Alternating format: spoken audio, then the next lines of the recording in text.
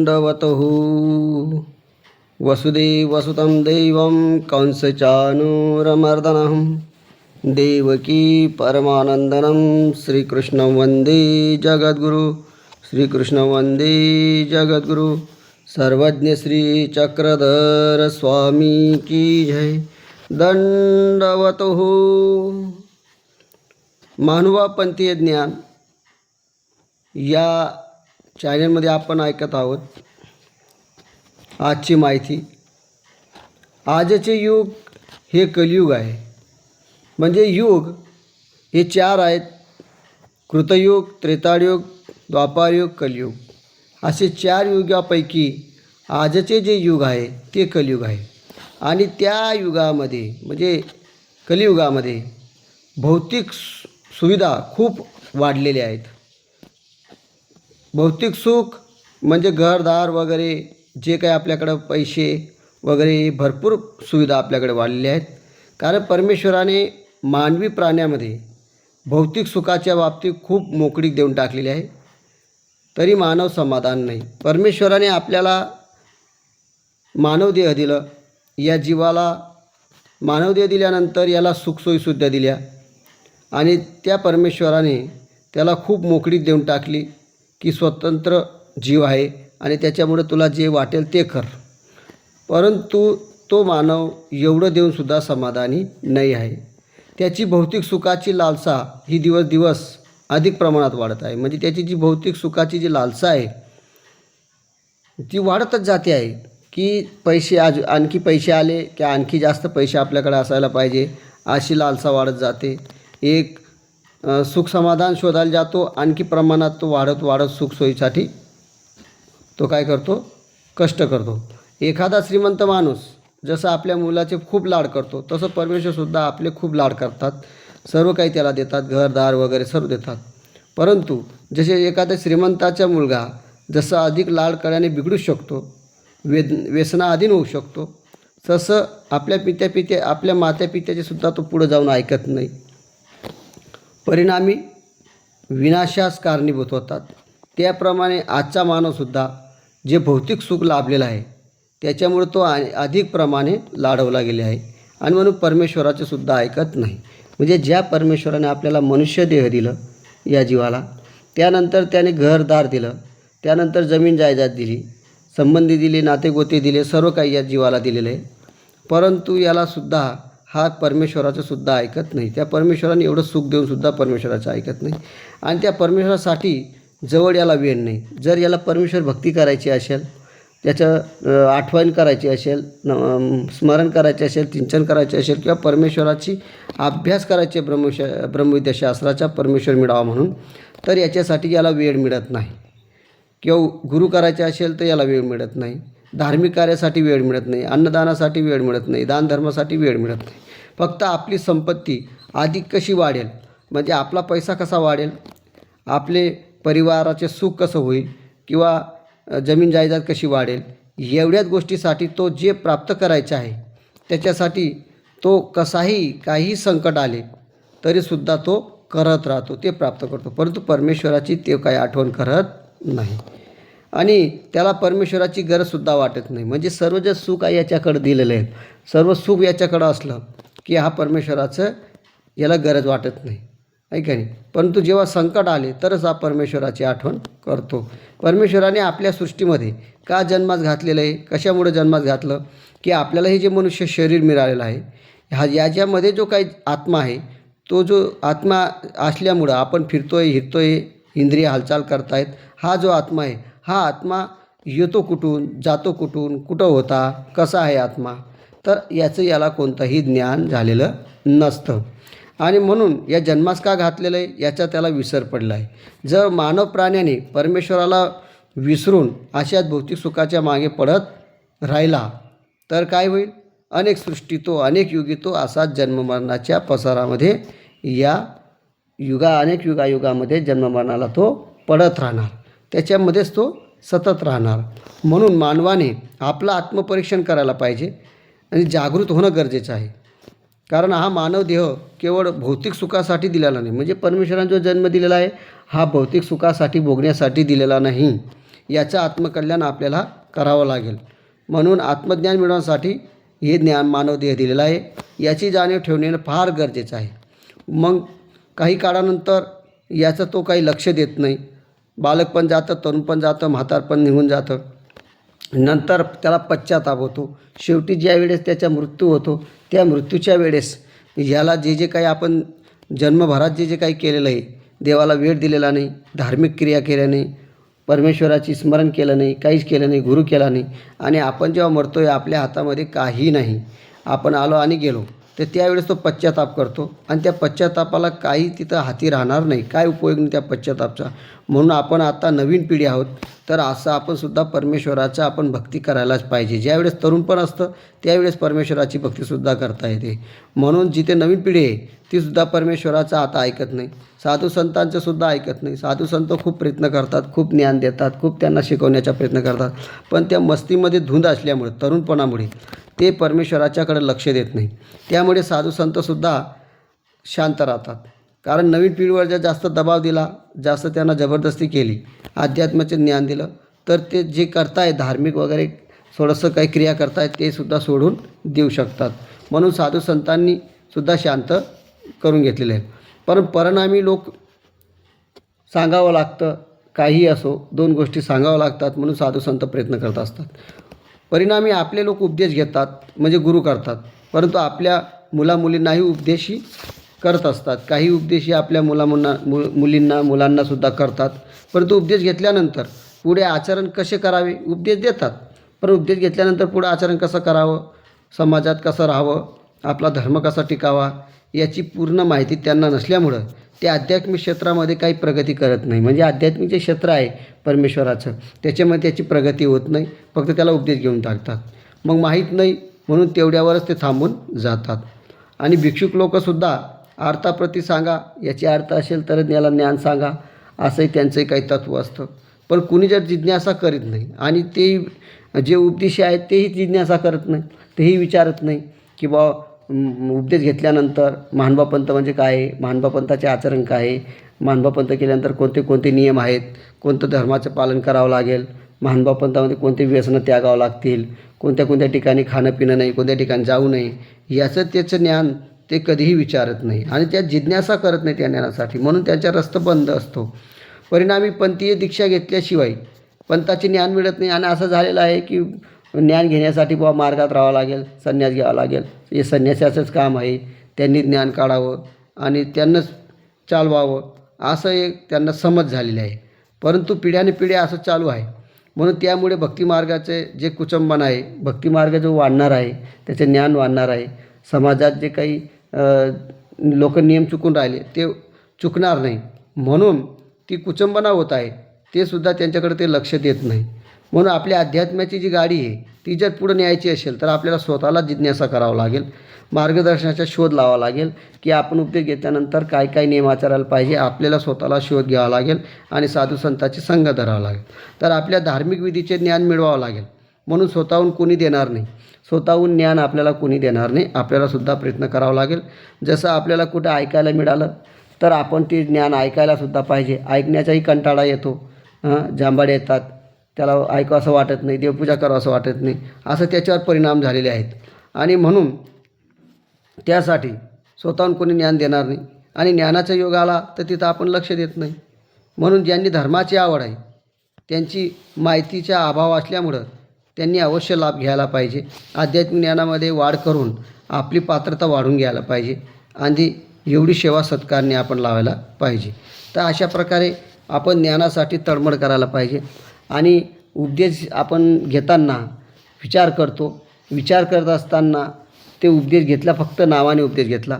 अनेक प्रकारचे उपदेश घेणारे आपण पाहिलेले आहेत की कोणी उपदेश कसा घेतो तर माझ्या बापाने, वडिलांनी, आजोबांनी पिढीजात उपदेश म्हणून घ्यायचा आहे म्हणून ते उपदेशी घेतात.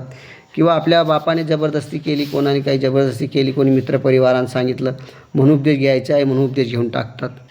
आणि असे एक म्हणे स्वतःहून उपदेश घेतो, पण असे उपदेश घेणारे भरपूर आहेत. उपदेशांची संख्या ही भरपूर वाढू शकते, परंतु आध्यात्मिक क्षेत्रामध्ये जे वाढ आहे ती मात्र कमी आहे. म्हणून आपण सतत प्रयत्न केला गेला पाहिजे की उपदेश घेणं महत्त्वाचं आहे की उपदेश घेतल्यानंतर आचरण करणं महत्त्वाचं आहे.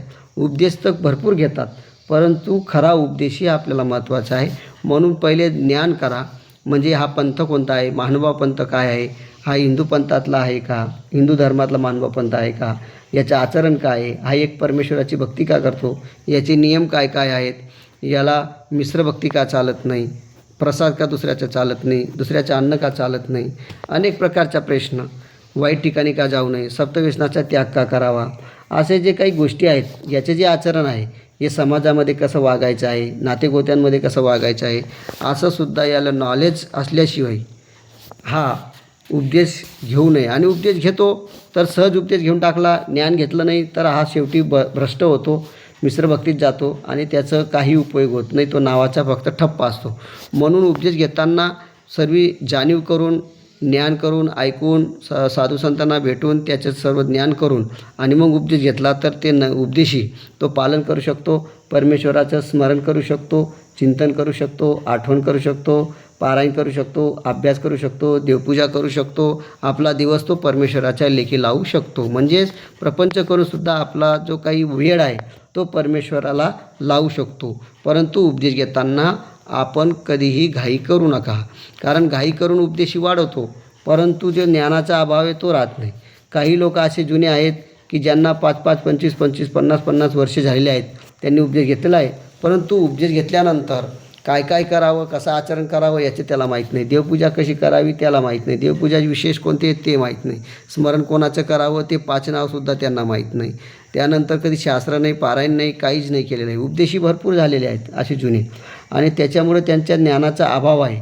त्यांना साधू संत आले आपल्या घरी तर त्यांना कशी क्रिया करायची, उठबस कशी करायची, कसं बोलायचं, कसं उठायचं याचंही नॉलेज नाही, कोणती क्रिया करायची. म्हणून असे भरपूर उपदेशी आहेत. परंतु असे जे भरपूर उपदेशी आहेत जे पिढीनुसार वाढत आहेत, नवीन होत आहेत, परंतु त्यांना जर नॉलेज नसेल किंवा ज्ञानच जर नसेल की या कोणत्या कशासाठी उपदेश घ्यावा, उपदेश घेऊन काय करायचं आपल्याला, याचं आचरण काय करायचं आहे, मग उपदेश घेतला तर आपल्याला जे शरीर मिळालं आहे माणसाचं, हा जो आत्मा आहे, आत्म्याला पवित्र करण्यासाठी आपण उपदेश घेतलेला आहे, परंतु त्याचंही त्याला ज्ञान नसतं.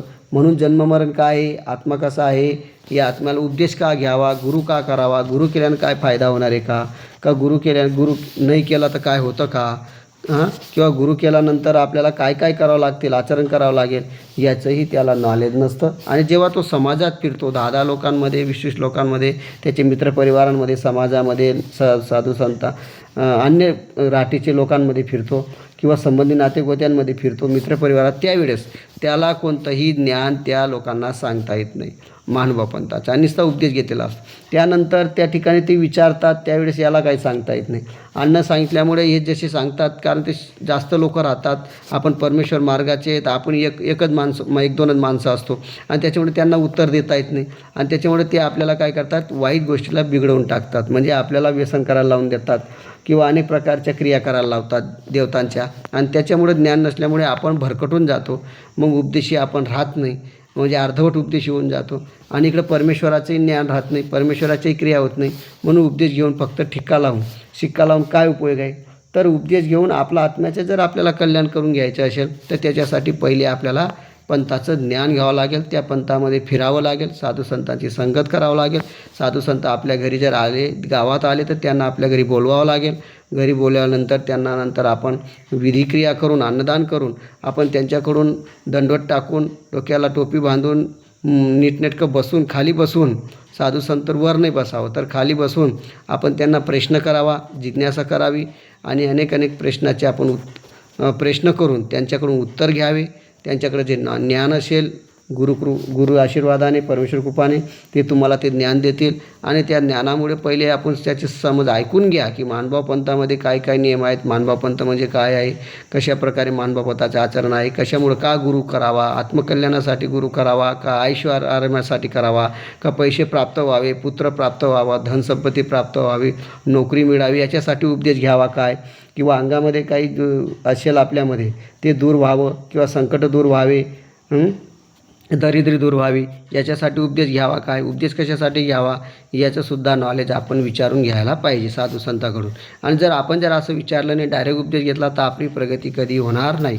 आणि म्हणून कलियुगामध्ये हा युग 4 युगापैकी म्हणजे जो कृतयुग, त्रेतायुग, द्वापारयुग आणि 4 युग आहेत. तर या कलियुगामध्ये या कलीने काय आहे, हा अधर्मी युग आहे आणि हिंसादारी युग आहे.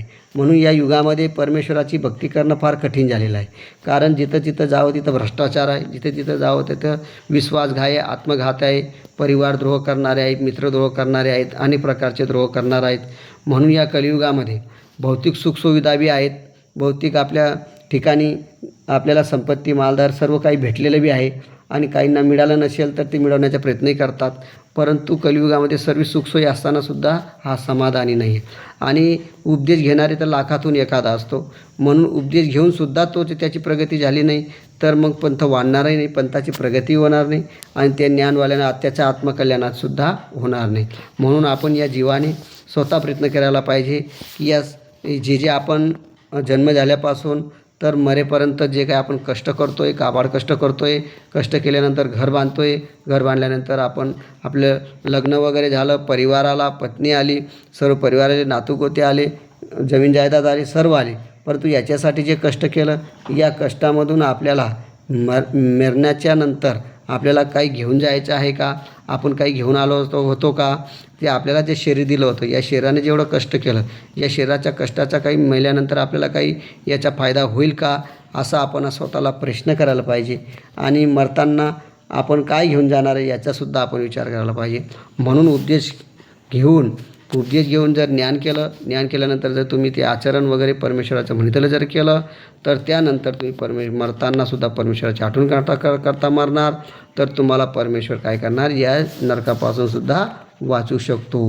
म्हणजे मानवाला जन्माला आला, मेल्यानंतर याला नरकाला जावं लागतं.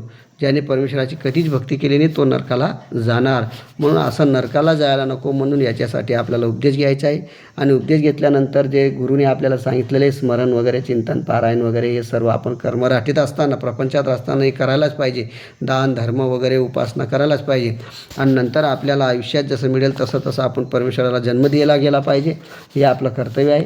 आणि अशा प्रकारे आपला जो शेवट आहे तो सुद्धा चांगला व्हायला पाहिजे आणि मेल्यानंतरसुद्धा परमेश्वराने आपला पदरात घ्यायला पाहिजे, असा आपण विचार करायला पाहिजे. पण कलियुगाच्या अशा योगाने कलियुगामध्ये लाखातून एक उपदेश घेतो, लाखातून एखादा संन्यास घेतो आणि अशी परिस्थिती या कलियुगामध्ये असल्यामुळे, कारण वाईट लोकांची संगत, वाईट परिणाम या कलियुगामध्ये जास्त असल्यामुळं परमेश्वराकडे कोणी आकर्षित होत नाही, परमेश्वर भक्तीकडे कोणी आकर्षित होत नाही. परंतु आपण आपला विचार करावा, जगाचा विचार करू नये.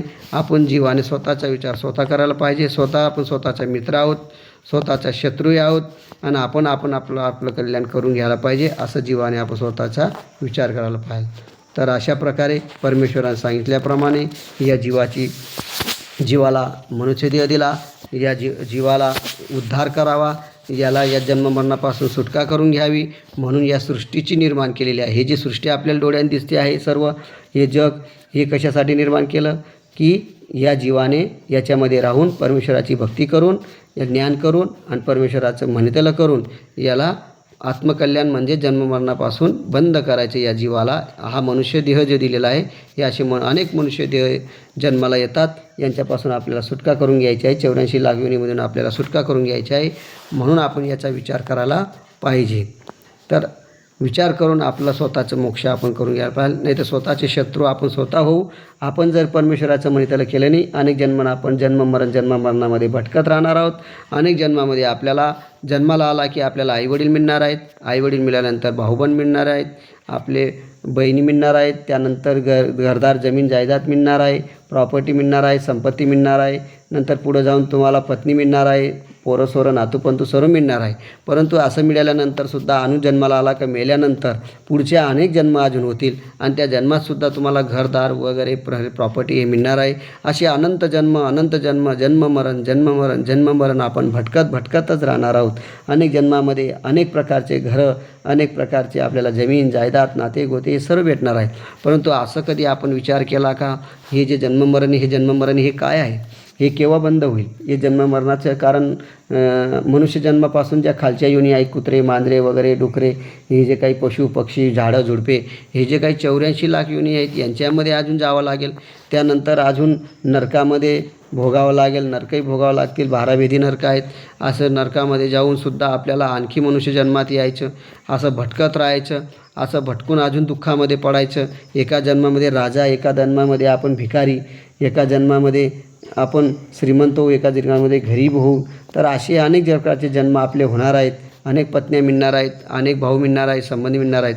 परंतु कधी आपण असा विचार केला का की जन्माला आल्यानंतर, मेल्यानंतर मी नरकामध्ये भटकून राहिलो, हे जन्म मला मिळत आहेत, या जन्मांपासून मी कधी सुटका माझी होऊन जाईल, हे जन्ममरण मला नको आहे, मला परमेश्वर धामामध्ये जायचं आहे, म्हणजे परमेश्वराला प्राप्ती करून घ्यायची आहे, माझ्या आत्म्याचं कल्याण करून घ्यायचं आहे.